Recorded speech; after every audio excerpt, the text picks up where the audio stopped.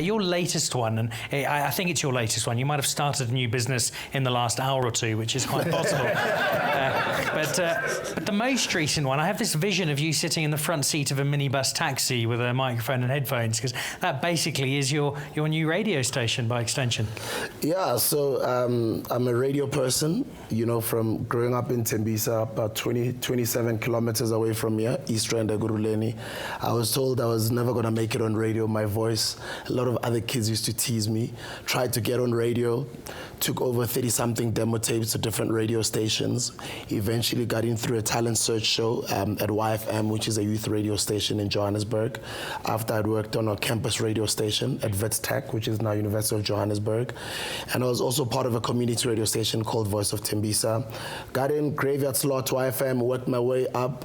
So far, cut the long story short, I've worked for 8 radio stations, been fired twice. It's always been my dream to own, you know, a radio station because I love radio so much.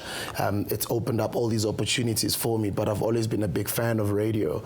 And I got together a couple of interested investors to come on board with a unique offering where we've got Wi-Fi in 40 taxi ranks nationwide. 16 of those taxi ranks are in Gauteng, major taxi ranks, and we put in streaming devices starting with 1,500 taxis by next year March. By the end of next year, we will be in 3,000 taxis around Gauteng, which gives us no less than 2 million listeners of the commuting audience on a daily basis. 25 million South Africans travel in taxis. So that's pretty much our radio station. It's called Massive Metro.